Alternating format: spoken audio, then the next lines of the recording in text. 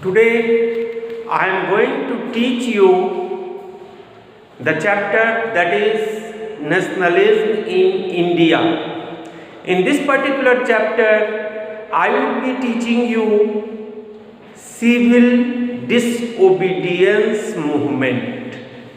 Students, you are knowing civil disobedience movement was the second mass movement. I would be asking you a question, which was the first mass movement? It must be known to you that non-cooperation movement was the first mass movement. Civil disobedience movement was the second mass movement. And for your kind information, Quit India movement was the third mass movement.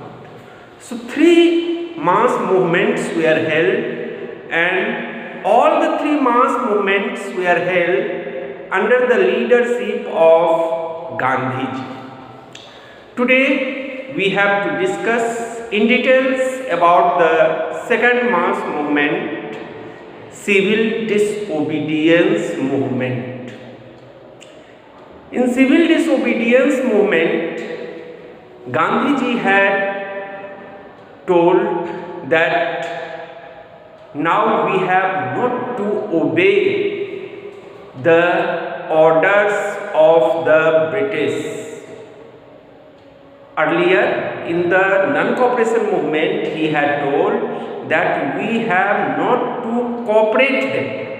Now he was telling that we have not to obey the order of the British. What British is telling that we have not to do in this very civil disobedience movement, he had told. Students, you have to understand this thing, that a resolution was passed by the British government. According to that, the Indian could not make the salt. This was not acceptable to the Indians. Certainly, salt was such type of thing which was the need of each and everyone. That's why the people revolted against it. Gandhiji came ahead for that. And you have to understand that from Sabarmati Ashram, Gandhiji had started his march, his journey from Sabarmati to Dandi.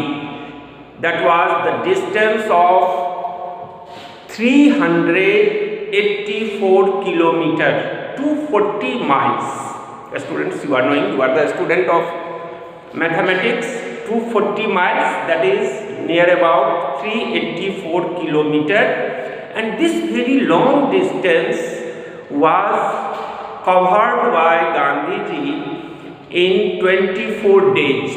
It means you have to do some mathematics also.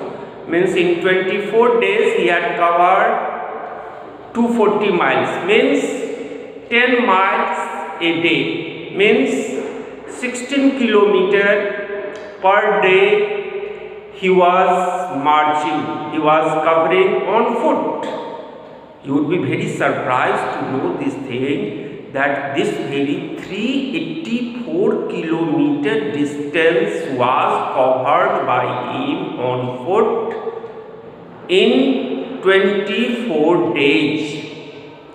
So after 24 days, when he reached at Dandi, he had made the salt from the sea water, and thereafter the law was broken. In this way, the law was broken by Gandhiji. Students, you have to understand that there were 78 followers with him. when he marched from Sabarmati Ashram, there were 78 followers with him, and on the way, when he was on journey, means lakhs of people met with him. The meeting was held and people were welcoming him on the way, and in this way he reached from Sabarmati to Dandi, and after reaching there he had made the salt, and salt law of the British was broken by him. So this was the very important thing for all the people of India. You are knowing, this was known as second mass movement, and Gandhiji was arrested during this very period. After that, it must be known to you, one who was given the charge after Gandhi, he was Khan Abdul Ghaffar Khan, who was known as Frontier Gandhi. He was leading the movement after Gandhi.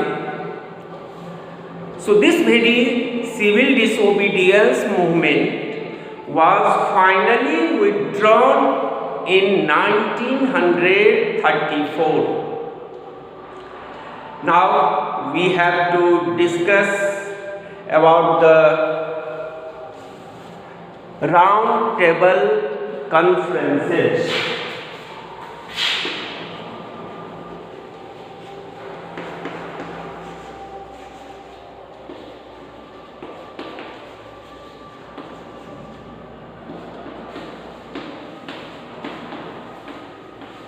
First round table conference was held in 1930, you are knowing, and second round table conference was held in 1931.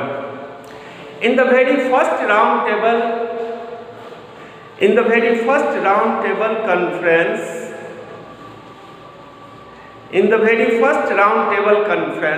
no representatives of Congress party had gone. Then you can ask, who had gone? Actually, the representative of Muslim League, the state rulers, I am not telling a state, I am telling state rulers, thereafter the landlords, and the leader of the communal parties had gone to London to participate in the first round table conference. Although the result of very first round table conference was not so positive, in the very second round table conference, Gandhiji had gone as a representative of Congress party.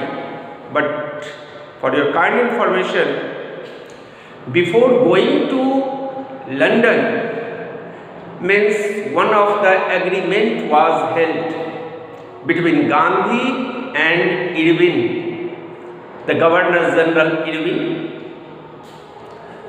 So now you have to understand what was this very Gandhi. This is known in history as Gandhi-Irwin Pact. What was this very Gandhi-Irwin Pact? You have to understand this thing. Firstly,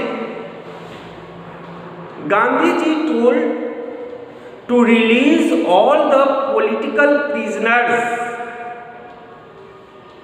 only those who have been caught in the violent activities. Except those, all the prisoners should be released. This was the demand of Gandhiji. On the other hand, Irwin told to withdraw the civil disobedience movement. Although civil disobedience movement was not withdrawn, but for the time being it was suspended,